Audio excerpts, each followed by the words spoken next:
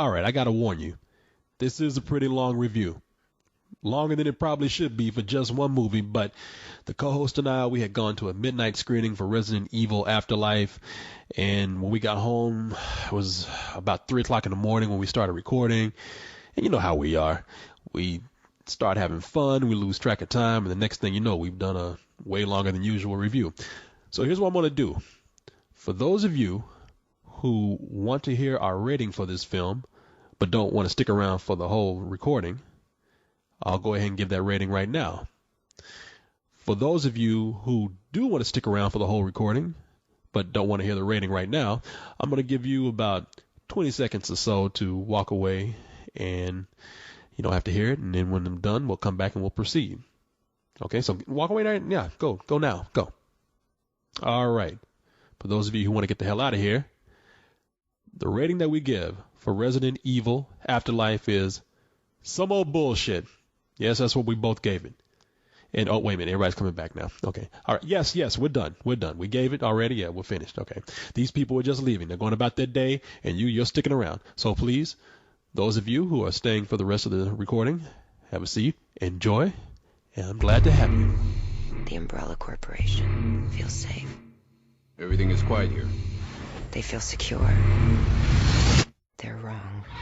Midnight movie madness, boy. Just like in the old days. Oh, yeah. It's been a long time. Chum. I Yeah. know, man. It's been a long time since you and I both, were in the same theater watching a midnight movie. I know, man. What Me being bamboozled into it. I know. What was the last one? Marmaduke. I was about to say, that was your last midnight movie, right? The Marmaduke. Yeah. You saw it twice in the midnight movie, right? That's right. I was stuck in that theater. Hey, reel it up again. One more time. Nah, they didn't have the us. rats were working the projection. Rocco or Roscoe. Even- up there working it. Even the rats were like, man, we don't want to see this shit. We're gone. We're going to infest another theater when they're not playing Marmaduke. Yeah, man, we had to go see a midnight of Resident Evil Afterlife because they did not have a screening. And, I completely understand why. You see, these days, there are some films where they don't screen. And it's not that whole thing anymore completely of, well, we're not screening this because we have a bad movie on our hands. A lot of times people say this movie's critic-proof. Oh, yeah. So this movie's going to make a lot of money. Basically, they say, fuck the critics. Yeah, and this is one of those movies. I mean, because regardless of what anyone, says about it, it has its fan base, which is, every other fucking kid out there who wants to go see a midnight movie, they're going to see it regardless. And, this is, unfortunately, though, after seeing this movie, this is one of those movies that needs to be shot in the head off. All right? Because, I mean, honestly, it should be called Resident Evil Afterthought. That's what everything that happened in this movie seemed like. It's Resident Evil ass wipe. I mean, it's like somebody turned in a project, or somebody turned in a script, and they're like, "This is still about Resident Evil, right?" Oh shit, that's right. Oh, so they went back and fucking wrote in zombies here. What's the new game out? Oh yeah. What's the big boss? Oh yeah. All right. Oh yeah, we put this creature right here. Yeah. See, there's only one. All it is. There's only one flaw in your logic right there. In order to turn in a script, you would first have to have a script, and they don't. In this movie, I doubt it had one. I'm sure it probably has storyboards for all the cool scenes in it, but as far as anything that's worth writing down in the script is fucking. I mean, the dialogue in this could have been made up on the spot. Because it's well, you know what? I don't know whoever was thinking this on the spot. If it was Mila Jovovich coming up with these lines, she needs to stop doing that shit. Because I mean. Honestly, there was nothing, none of these lines made any goddamn sense or it helped at any point in this story. It was completely pointless. There's a lot of pointless exposition, stupid exposition. It was basically Mila Jovovich and her video diaries, half of this movie. At the beginning, yeah. I'm like, what the fuck am I watching right now? Am I watching your confessions? Am I watching the Oxygen channel right now? I mean, I thought I was watching YouTube for a while. You know how monotone people are on YouTube, where they're just obviously they have nothing to say except they just have the need to move their mouth. Oh yeah. I mean that's how it. Yeah, man. people, you'd be better off watching Mila Jovovich in front of her webcam at home for a good 20 minutes of this movie. It was like, felt like. Really? I mean, this is a movie where you're right. There's two reasons why they didn't have a screening for it. Because one, Yeah, and this does have a locked-in audience. That midnight movie we were at tonight, when we came in, we were trying to see if Cyrus was in there. We walked in, it's like the theater was full. Oh, we was like, shit, we ain't gonna find him here. Yeah. Yeah, and you know what? And it's funny because when everybody's wearing 3D glasses, everybody looks the same. I know. I mean, you could have a black dude with an afro sitting next to a blonde girl, and they would look the same with those 3D glasses on in the dark. I'm like, I could not tell the difference. I was like, whatever. I saw it was just a sea of Ray Charles looking people in there. I was saying, it was a theater full of black people. Where's Cyrus at? Should be easy to pinpoint. But yeah, Cyrus was sitting next to a black midget. I couldn't tell them apart. But man, the other thing is that this is shitty. This is awful. I mean, no studio would look at this and think that any critic would walk into this and say that this is good. Now, some critics probably will, but the majority, I'm sure, are going to be like, yeah, whatever. This is not that good. And really, who cares? Because this is a franchise. This is a series. It's based on a very popular series of video games, even though it has nothing to do with them. Oh no. And it is raking in money the first few weeks that it's open. You know, at least the first couple. And I held the first movie. I held against it that it was not like the game, because the game, we said it over and over again, the first Resident Evil movie and the first Resident Evil game, that game is like playing with Lego, man, almost, but it's still creepy because it has a very moody atmosphere, a very eerie atmosphere. It's set in a mansion. The movie turned into some techno music action film. It was like at the time it was the very defining definition of like an MTV film. Yeah. Where it was a lot of shit going on the screen with a great soundtrack, and that was about it. Yeah. You know? And you can even question the soundtrack, but you know what? Once again, Paul W.S. Anderson is helming this film. Which, yes. I was like, you know what? Did the last movie actually do a lot more better than the past two? Because that would be the only reason for me to think, why he would come back and try to rake in on this franchise again. I thought he handed it off or something, but apparently he stepped back in to take his baby over again. Paul W.S. Anderson. And what was the last movie called? Resident Evil Apocalypse? No, it was called Resident Evil Extinction. Resident Evil Extinction. Right. Okay. Which was honestly pretty far more entertaining than the last two movies. Paul W.S. Anderson, I know he directed the first one. I'm not sure about the second one. No, he didn't direct the second one. Okay, I don't know who directed the second one. The third one was directed by a guy named Russell Mulcahy. And I think I heard him. And so he can yeah, every time you cough up phlegm, that's what you heard of. Russell.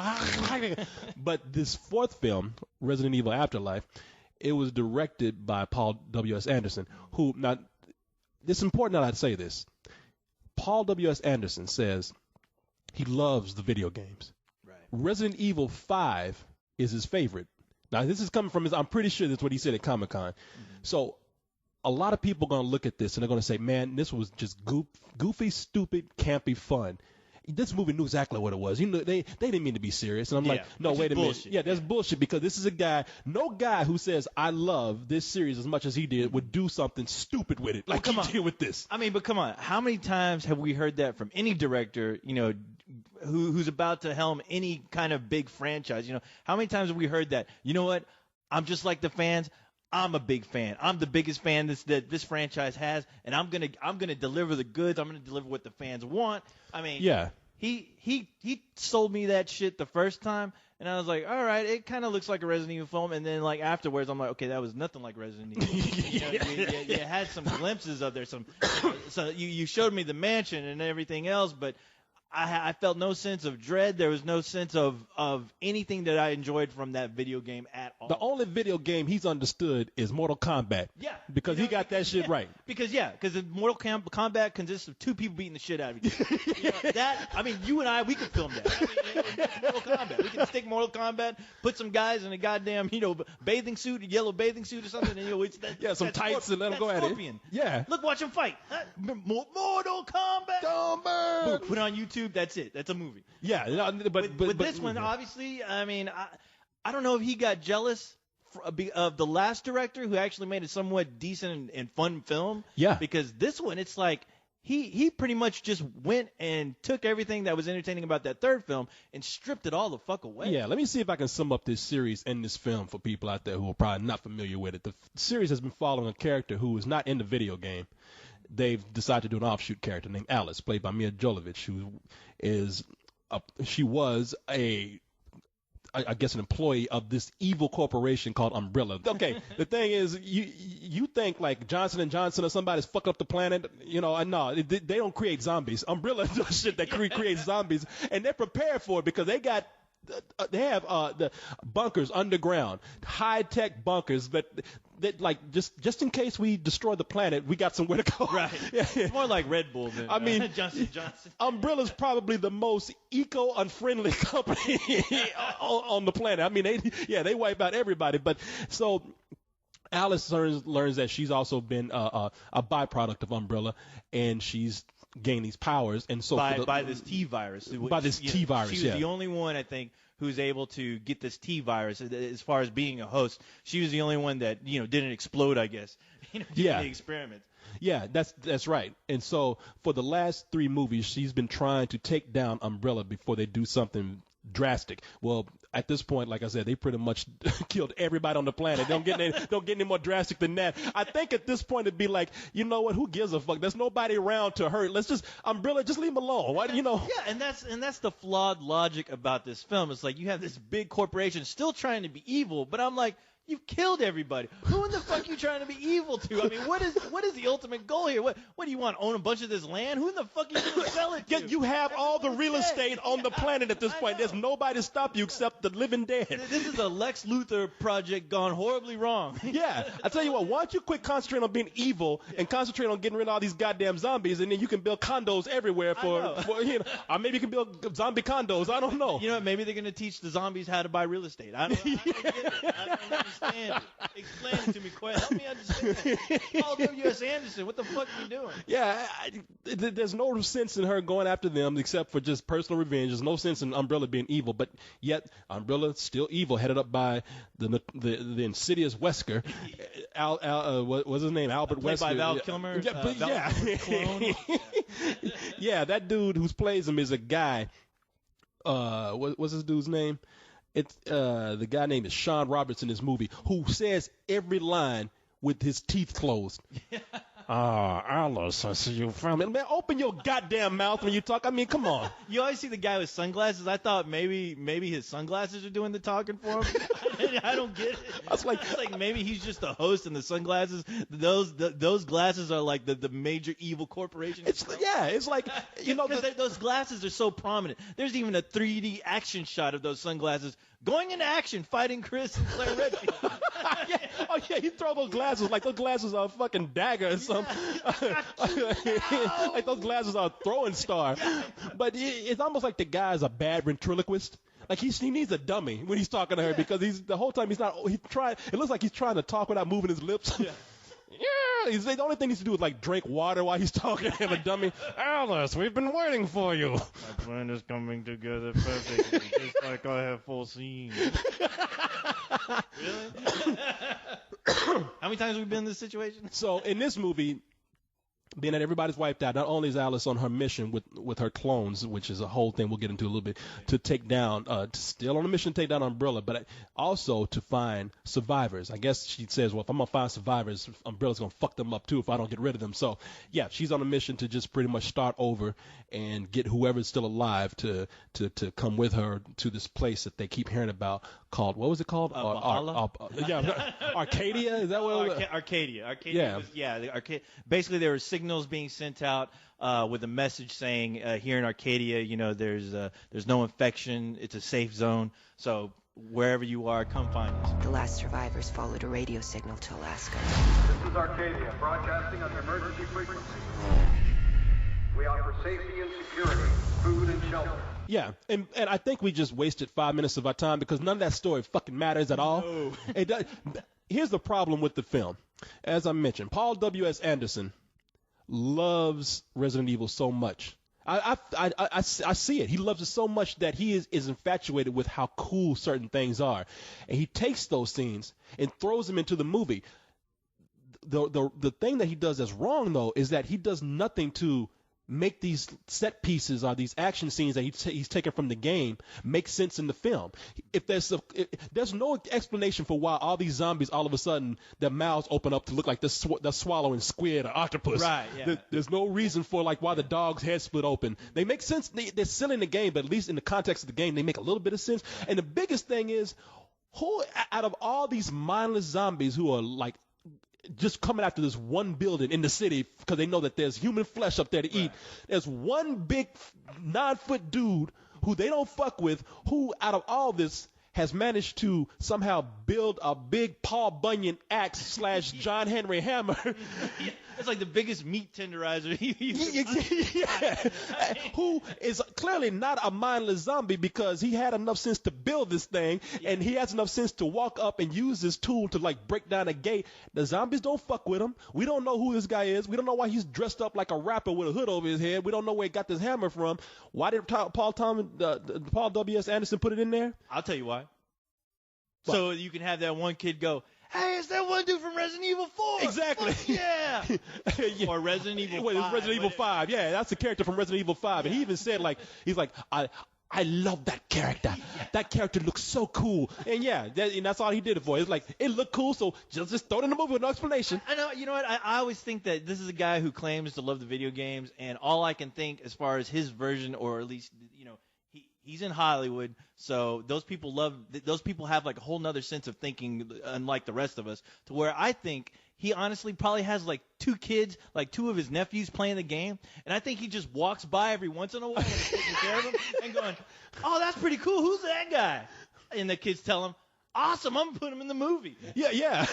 Really? Yeah, because they look, these characters. I had the same complaint about Resident Evil 2 when they threw in the Nemesis character for like no real reason. They kind of gave you a backstory, but he was just there. I mean, there was no real explanation why he was there, but besides just to be a character. But at least they gave you some background as to where he came from, what led up to him. They didn't do much with him except have him walk around. And that's the thing, not at all. There was a little backstory, but they didn't. At the second film, they didn't care. They threw it all out. Oh, he just walked around talking about stars. Exactly. But this movie, this is a character that comes out of nowhere. No, out of fucking nowhere. In the video game Resident Evil 5, it's kind of stupid, but you know where it's coming from. Right. In this movie, everybody's like, who the fuck is that? Yeah, I know. It just comes down like, boom, boom.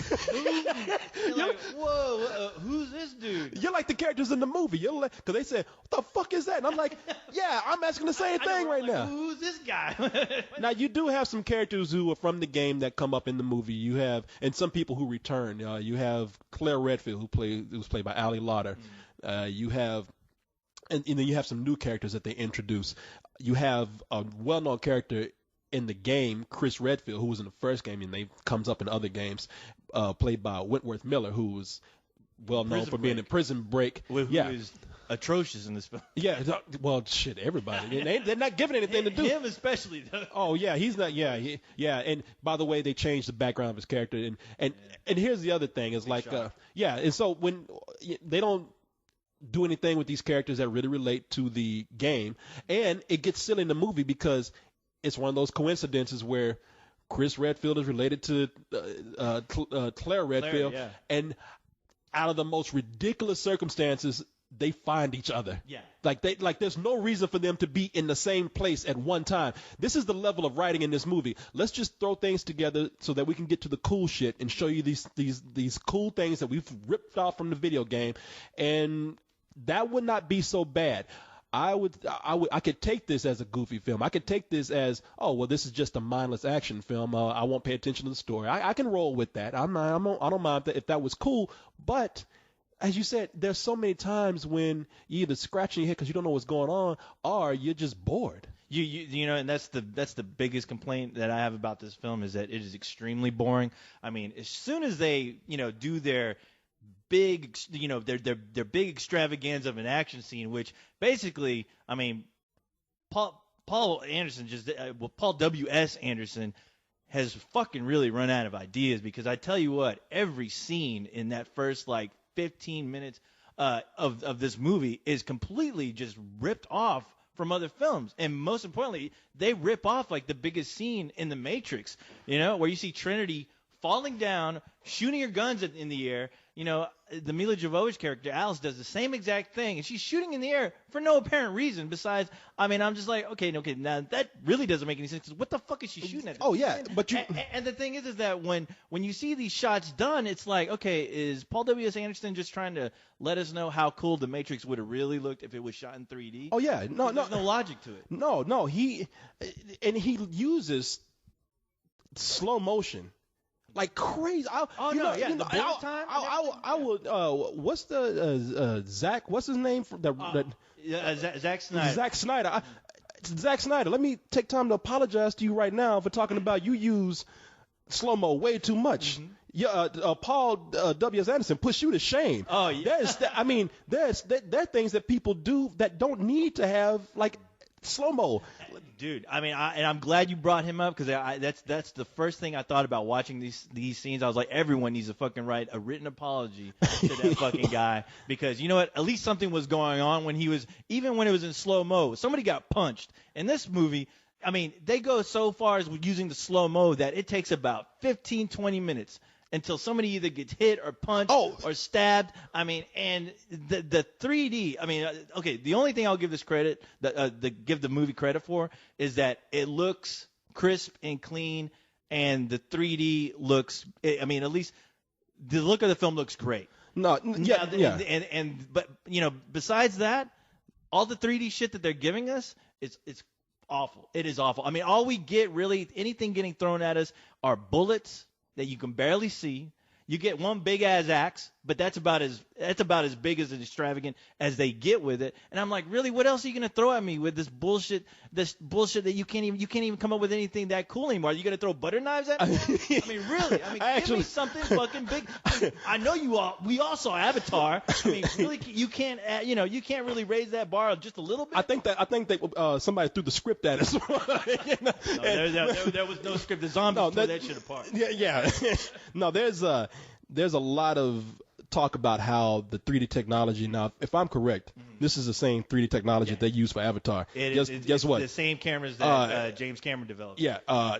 This ain't no Avatar. No. James Cameron ain't got shit to worry about with this. In fact, James Cameron should be like, give me my goddamn camera back. If that's what you're going to do with it, I want it back. Yeah, stop fucking using my name in your advertising, all right? Get my fucking name off this film. Yeah, please. Exactly. I don't want to have anything to do with this piece of shit. No, I wish to God, really. That last movie, I did enjoy. I wish I didn't have to talk so much about this film. I mean, it's so many ridiculous things to go to just.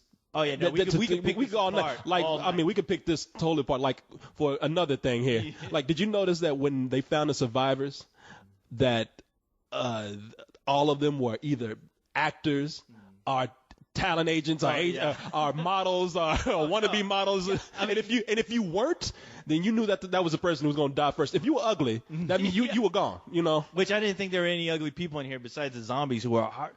That's another thing. The zombies are barely in this fucking movie. I mean, you rarely get to see any kind of real zombie action. But yeah, no, you're right. As far as these supporting characters that they have, these supporting characters are the biggest cliches of any movie. I mean, there's a guy you meet who is a movie producer who is supposed to be like, Burke from Aliens. Yeah. He's supposed to be that guy because, they really don't give you any reasons why he's a dick. So they let one of the other characters tell you like, who's that guy? Oh, that guy right there. That guy's an asshole. Asshole. Oh, yeah. At some point, he's gonna screw us in this goddamn movie. But that's him right there. Yeah, you might as well just had a neon arrow pointing out asshole, which I actually did. There were some characters that I did like. The characters that weren't from the game are some of the characters that I at least thought would. Okay, I don't have to hold them against any kind of canon from the games. I don't have to and because they're exaggerated, they're actually a little more fun. Kim Coates is the guy you're talking about that plays like the agent. I thought he acted, it was over the top, but it was. I think he had fun with his role. Where I was like, I'm getting something out of this from his performance. From all these bad performances, at least he's playing his with fun. And then the guy who was like the black dude was a model, guy named Boris Kodjoe. I don't know. I just for some reason I just you always want to root for one guy to live, and that guy just seemed like a nice guy. I don't know why. I was trying to find somebody to root for, but I mean they really didn't give me anything as far as any kind of interesting story about any of these characters besides they were just there to fill their roles. The worst one though is the guy who played Chris Redfield, the guy from Prison Break. I mean, I was like, really, you're just gonna take a shit on this Chris Redfield character? You're not even gonna try to do anything cool with him? I mean, because honestly, he was like, his character in this film was the guy who is, they have him held up they have him in lockdown for some reason. You don't know why. He tells you why, because they think he's a bad guy, and he's really not. We all know he's not a bad guy, but he tells you, and I'm not the bad guy. I'm really not the bad guy. You need to let me out of here, goddammit. Yeah, he pretty much is almost like grabbing Mia Jovovich by the neck. God damn it, I'm not the bad guy. Well, I tell you, fuck you, bitch. I'm not the bad guy. Let me out of here. You fucking bitch, get me out of here. And then like the 90% of his acting in this movie is giving people the stink eye. I mean, that's why I don't really want to blame him, because he's giving some of the he actually has some of the worst lines in the movie. He does. Like he has the worst. He walks into a room and his line is, I'm confused. Yeah. I was waiting for him to go, what is this place? And you know what else I love? I love, like, okay, everybody's gone. Society's gone. I'm sure convenience stores and malls are gone. But the hot girls in this movie, no matter what they go through, they have lipstick on, their hair is nice, their eyebrows are plucked. I mean, there's one scene where Ali Lauder comes out and attacks Mia Jovovich, and she's got stringy, ratty hair. Looks like a wet mop on her head, and his clothes are bad. And then once Mia Jovovich kicks her off and she lands on the ground, Ali Lauder stands up, and it's a cut, and she looks back. Instant makeup, just like she just had a makeover. I think the sun shines on her face and she starts to glitter. No, but yeah, as far as Ali Lauder, like the really long extended action scene with her and the character of Resident Evil 5 when they're fighting and you see like water beads hit her, and it's just her with being drenched with water. I thought I was watching like a Pantene Pro V commercial. I was like, what the fuck? I mean, what is she gonna? I mean, all this time that it's taken for that big ass character with that big ass fucking meat tenderizer to throw his shit at her. I mean, she could have easily washed her hair, rinsed and repeated, before that motherfucker even threw it. Because I mean, I was like, what the fuck? I'm tired of looking at this chick. All right, she's beautiful. Yeah, exactly. Jesus, you have to put it in slow motion. Looking at these beads of rain, And you were so right. Ground. There's scenes where Paul W. I'm just gonna say Paul Anderson. God damn, I'm tired. Who gives a shit? Yeah, there you go. Paul, who gives a shit. Is he married to her? Is he dating her? I want to say they were married at some point. Well, or either she is still married or they were. I think they're still a couple in some capacity or another. Just stay at home and fuck each other. Quit making movies together. But he puts the camera on her. A lot of this slow motion is because it's just lovingly on her. Mm-hmm. I mean, you're so right, man. There's one scene where she's about to shoot some guy in the head, and it takes her a good 5 minutes to get across that screen. I was sitting up there, I fell asleep. The only thing that woke me up was when she finally shot the guy. Bam! I was like, where am I? You remember that? You remember when you used back in the day when you had VCRs and you had that pause button, and you can go like track. Usually I did that during nude scenes, but it's like that motherfucker was doing this, but I'm like, they have their clothes on, dude. What does this matter? Get to the action. This is like the 20-minute long action scene with no fucking action. A lot of the boring parts in that movie is because he loves bullet time and slow mo and all that stuff so much that, man, look. Okay, we got it. The opening scene, I was kind of with you on that. Even though you did rip off the Matrix, I got it already. You want to show us how cool an action director you are. If you want to show us how cool an action director you are, speed this shit up. All right. The other thing about that too is that he's doing this bullet time. And he's playing this like industrial, metal soundtrack. Yeah. And I'm just like, has this guy been in a coma for the past like 10 years or something? Because it's like, you know what? We've already seen The Matrix. We've seen The Matrix 2 and Matrix 3. As horrible as those films are, they're really still trying their best to push, what can be done with that bullet time effect. This guy does absolutely nothing with it. The most I get out of these scenes are fucking tiny bullets, like I said, that I cannot see coming towards the screen. I'm like, that's it? That is all you got? I mean, this guy, like, I read an interview where somebody was like, okay, with this 3D that everyone's using, we're not going to get anything like a, let's say, Final Destination, where the tire comes at the screen. He's like, yeah.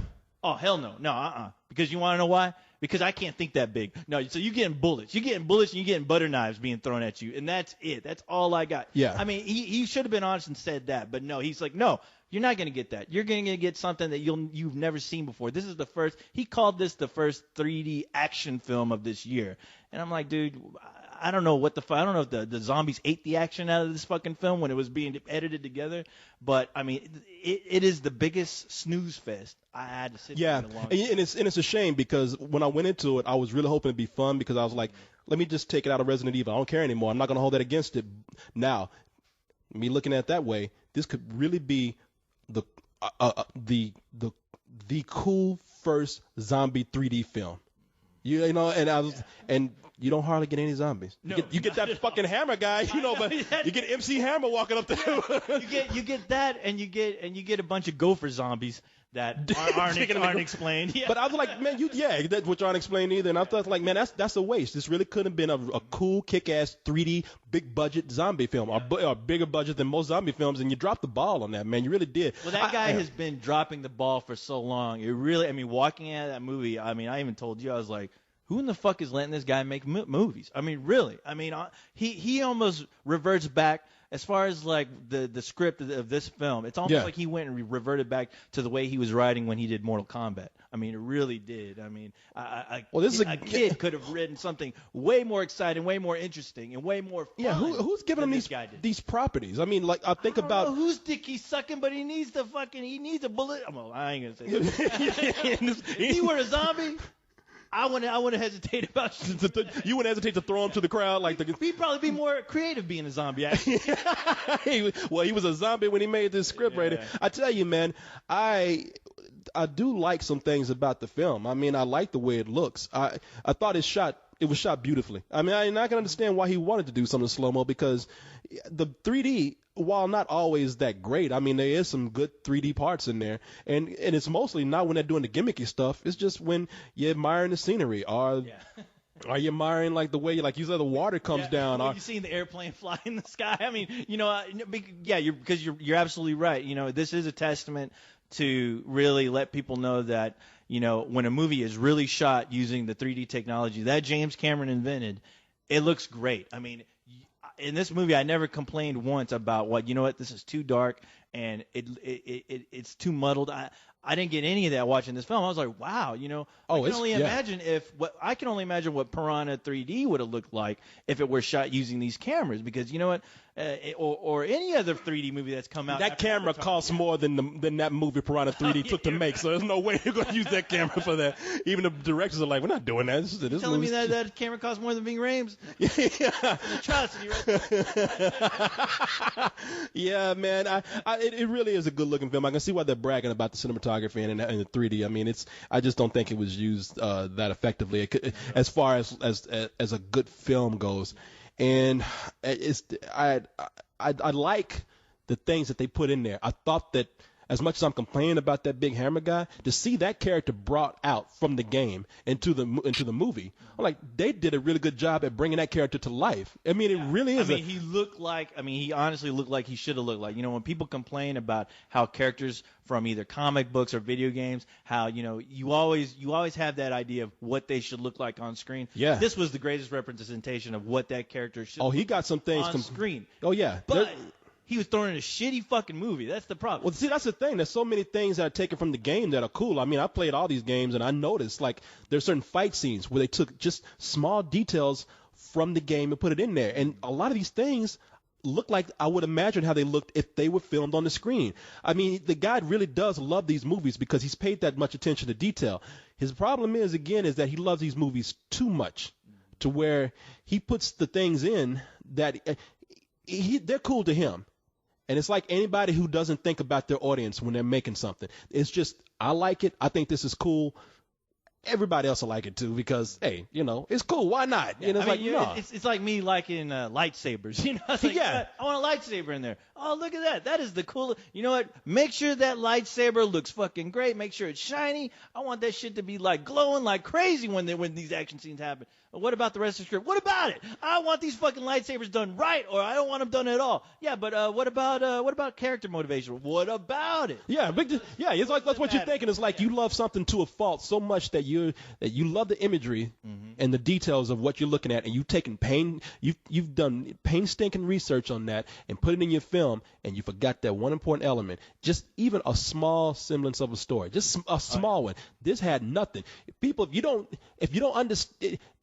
If you haven't watched any of these movies, you're not going to understand what's happening here, and it doesn't really matter because the people who have kept up these films, it doesn't matter. No, There's nothing there to understand. This could have easily been a standalone film because whatever happened in the last film, I mean, Paul Who Gives a Shit Anderson just completely threw it all out the window. And, going back to that character thing, as far as the characters look, I thought this movie kind of had the same problem that Silent Hill did, where it had that one really standout character. Pyramid Head? That one Pyramid Head guy, where I'm like, wow, that is like something that should be like an iconic character. I mean, I expect people to want to go out and buy action figures because that's just the concept, the conceptual look of it is so incredible. But it's in a forgettable film, man, and that's too bad because the same thing happens here. Yeah, you're exactly right about that. And I've always liked the zombie dogs. This movie has given me something that I've always wanted from a zombie film. I want zombie animals. Yeah. I mean, these movies are mutant animals. This movie has had man-eating crows. It has had dogs whose heads split wide open. I'm make another movie so I can get that zombie chimpanzee. I always wanted to see who would do nothing. He wouldn't attack it, but he just throw his shit at people's faces. I want to see that, and maybe a zombie parrot where its ass opens up with teeth. That'd be awesome. That's creative. That's something I've never seen before. Yeah, so I give him points for I'm not gonna let fucking Paul fucking Who Gives a Shit do it. Yeah, take him off. Give me some more zombie animals, and I'll be fine. But man, yeah, it's a guy who, and I will not say, I don't care what you say, I will not say that this movie is just goofy fun, because if the guy really did love this movie, then it wouldn't be as stupid as this. And you can look at it and tell that if this is somebody who want to make a goofy film, just a stupid, goofy, fun film, they did that too well. To the point where you just you like overshot your mark. Now I don't think there's anything in here that's done on purpose to be stupid fun. I think he really did want to make a cool version of a video game movie. I will give my rating right now. This film, it's funny that it's coming from somebody who says he loves a video game so much, because this is further evidence of what is wrong with video game movies today. Yeah. And I would love to just give this movie points for how good it looks. I would love to give it points for like small bits of action in there that are done pretty well. But there's just so many things that are wrong with this film, and like I said, it's really not helping the image of bad video game movies out there. It's lending more to it than helping it. So I was just so bored with this at some point. Either I was bored or just shaking my head at all the bad things that were in it, that I got to give this some bullshit. Easily. Some old bullshit. No, this is the type of movie that it very much is like a walking corpse. I mean, once in a while you'll see a little life into it. It'll stumble and fall, and it'll pick itself up like it did with Resident Evil 3. But with this movie, it just fucking fell back down again. It's still crawling. And the thing is that there's still more to come, which is the sad part. And I know this movie has its target audience, and it's not the audience. I don't think its target audience is the same audience that we're really playing those games to begin with. It is getting some bullshit, and honestly, this guy needs to fucking stop writing. He needs to stop directing. I don't think he even started writing. Because this guy has taken every franchise that had at least some potential, and he's just turned it to shit. Oh, yeah. He was talking about how I love Aliens and Predators, and look what we got out of that. Even though I like the movie, but I like it for all the wrong reasons. But he fucked it up. All those wrong reasons that, that were there, somebody else took that over and made it worse.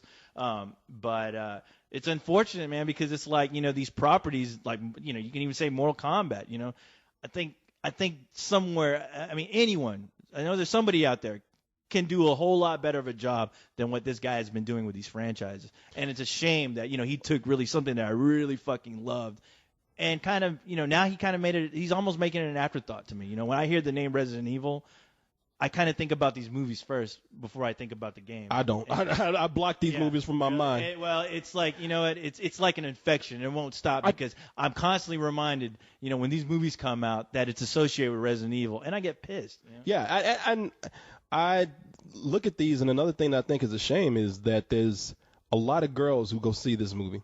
And they feel like this Alice character is a really cool character. I mean, it makes them feel empowered. I'm telling you, when I was walking out tonight, there was a girl who was talking about, she loved it. It was a teenage girl behind me. She was like, yeah, the way what was that she said? She's like, yeah, I just want to go work out right now. I want to work out and just kick some ass right now. I mean, that's like some fat guy, you know, walking out of the Expendables going, man, it makes me want to work out. I want to like be a man. I want to work out. And I want to beat up. And you're like, you ain't going to do a goddamn thing. You know what you're going to do? You're going to go home and eat. That's what you're going to do. Go home and eat, and you're going to watch goddamn Rambo for the 15th time. And that's what I started to tell that girl who was walking out behind me. I started to you ain't going to go home and do a goddamn thing except paint your nails and get on the phone and talk to somebody. Except I was too scared she was going to beat the shit out of me, so I didn't say anything to her. Left her ass alone. She was hyped up. Hey, boys. Is that any way to treat a lady?